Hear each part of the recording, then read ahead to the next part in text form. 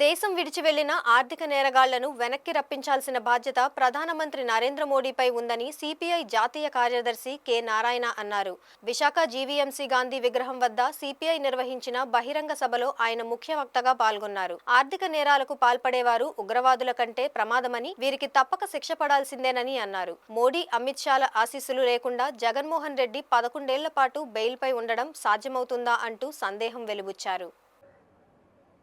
అది నిరర్ధక ఆశగా పోయినాయి, డబ్బులే కొట్టని చెప్పింది. ఏం చెప్పింది కాదు, నిర్మలా సీతారామనే. పాప ఆమె కూడా ఏమంటుందంటే, నాకు కూడా డబ్బులు లేవు, అందుకని రంగు వేసుకుంటుందని, ఇప్పుడు రంగు కూడా వేసుకోవడం చెప్పింది. తెల్ల జుట్టు పెట్టి తిరుగుతా ఉన్నారు.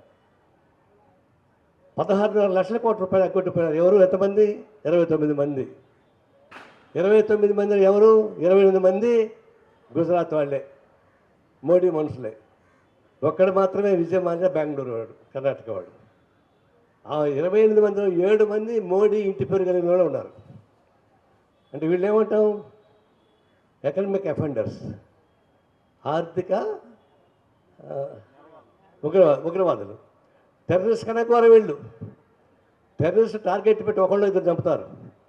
కానీ భారతదేశంలో 16 లక్షల రూపాయలు 1.5 కోట్ల రూపాయలు ఎగ్గొట్టి, బ్యాంకులను మొత్తం ముంచి, ధరలు పెంచేటివి చేసి, పేద ప్రజానీక సంక్షేమ పథకాలకు డబ్బులు లేకుండా చేసేటువంటి ఘోరమైనటువంటి అంటే వీరు నిజంగా టెర్రరిస్టుల కంటే మరింత ఘోరమైన టెర్రరిస్టులు ఎవరైనా ఉంటే ఈ ఆర్థిక ఉగ్రవాదులు. ఈ 29 మంది ఉగ్రవాదులు ఎందుకు పట్టుకుని రాకూడదు? మీరు టెర్రరిస్ట్ని పట్టుకొచ్చారు కదా, మరి ఈ ఉగ్రవాదులు ఎందుకు పట్టుకుని రాకూడదు? వాళ్ళకి ఆస్తులు ఉన్నాయి, పళ్ళాల బిడ్డలు ఉన్నారు, కాపురాలు ఉన్నాయి, అందరూ క్షేమంగా ఉన్నారు. వాళ్ళతో లండన్లోనూ, కెనడాలోనూ, ఇంకో దేశంలో ఉంటున్నారు. మరి వాళ్ళు ఎందుకు పట్టుకుని రావలేదు? ఈ టెర్రరిస్ట్ మీద చేసేది చూసేటువంటి ప్రత్యేకత ఈ ఆర్థిక ఉగ్రవాదపై మేము ఎందుకు తీసుకోవడం లేదంటే, ఈ బీజేపీ ప్రభుత్వం కనుసన్నల్లోనే వాళ్ళు పోయారు. ఆడే ఉన్నారు. వాళ్ళు పైపచ్చి ఏమడుతున్నారు? విజయవాణి అంటున్నాడు, నాకు బోరు కొడుతున్నాయా, నాకు 3వ పెళ్ళాం కావాలని అడుగుతున్నాడంట. ఆ 3వ పెళ్ళాంకి పర్మిషన్ కావాలని అడుగుతున్నాడు. అంత మదమిక వాళ్ళు అక్కడ ఉంటే వాళ్ళపైన యాక్షన్ తీసుకోరా, చర్యలు తీసుకోరా వీళ్ళు అంటే బీజేపీ ప్రభుత్వం వచ్చిన తర్వాత.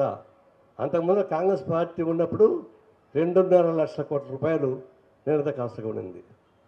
2014 వచ్చినా ఇప్పుడు దాకా 16.5 లక్షల కోట్ల రూపాయలు పెరిగింది. ఎక్కడ అవినీతి ఎక్కడ పెరిగింది? మేము అవినీతికి వ్యతిరేకమని మోడీ చెప్తున్నాడు. నిజమే, మీరు అవినీతికి వ్యతిరేకమే.